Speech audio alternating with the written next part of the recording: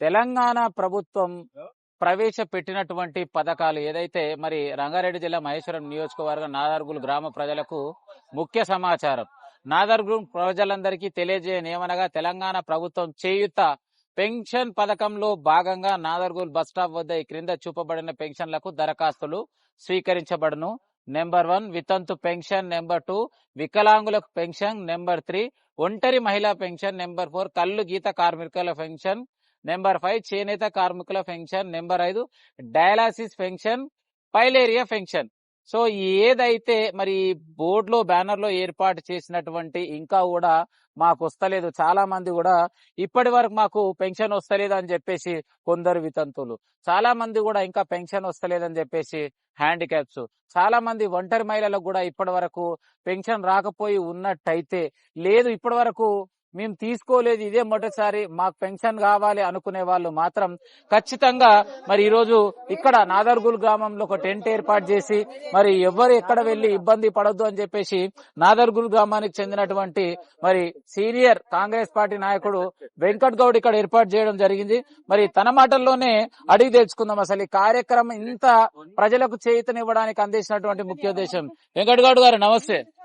నమస్తే అన్న, చెప్పాలి ఎలా ఉన్నారు? నేను బాగున్నా అన్న. మరి ఏంది టెంట్ వేసి మరి స్పెషల్ గా కుర్చీలు కూడా ఏర్పాటు చేశారు అన్న? ఇదేంటంటే మన తెలంగాణ రాష్ట్ర ప్రభుత్వం కొత్త పెన్షన్లని ప్రారంభం చేసిందన్న. వీటికి సంబంధించి ఇప్పుడైతే చేయుత పెన్షన్ పథకం ఏదైతే ఉందో దానికి సంబంధించినటువంటి పెన్షన్లు, కొత్త పెన్షన్లు మా నాదర్గుల్ నుంచి సర్కిల్ ఆఫీస్ కి వెళ్లి ఇబ్బందులు పడుతున్నారు.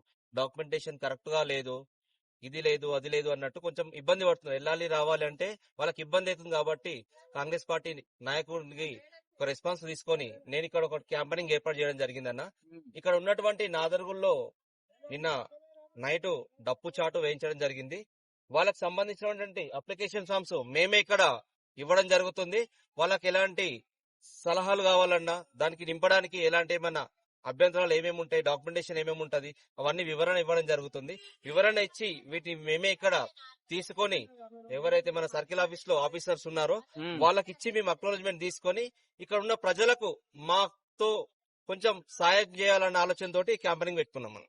So really super. ఏదేమైనా కూడా ఇలాంటి కార్యక్రమం చేపట్టాలంటే మన నీ విలువైన బిజినెస్ ఉండొచ్చు, ఆఫీస్ వర్క్ ఉండొచ్చు, అవన్నీ ఇచ్చిపెట్టేసి ఇంత రిస్క్ తీసుకొని ప్రజలకే సేవ చేయాలని ఎందుకు నిర్ణయం తీసుకున్నావు? వాస్తవానికి నాయకుడు సేవకుడు అన్న.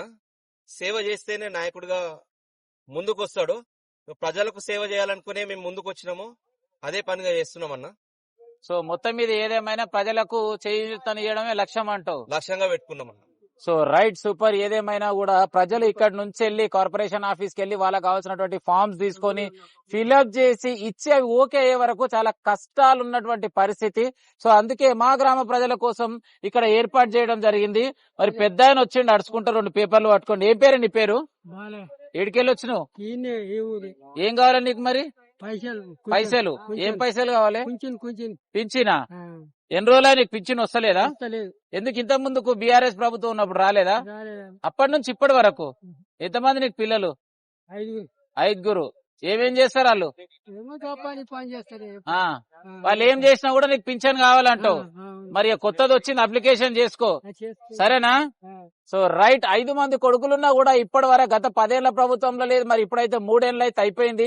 ఇప్పుడున్న ఈ 2 ఏళ్లన్నా ఇలాంటి పెద్ద మనుషులకు మరి పింఛన్ వస్తుందా లేదా వేచి చూడాలి. సో ఏదేమైనా కూడా ఇలాంటి చక్కటి కార్యక్రమం ఏర్పాటు చేసి మరి సామాన్య ప్రజలకు అందుబాటులోకి తీసుకురావడానికి చక్కటి కార్యక్రమం ఏర్పాటు చేసినటువంటి వెంకట్ గౌడ్ గారికి నా తరఫు నుంచి, మా ఛానల్ తరఫు నుంచి ప్రత్యేకంగా ధన్యవాదాలు చేస్తూ మరి వీడియో చూసిన వాళ్ళు ప్రతి ఒక్కరు లైక్ చేయండి, షేర్ చేయండి, సబ్స్క్రైబ్ చేసుకోరు. ఉంటామాలిగా.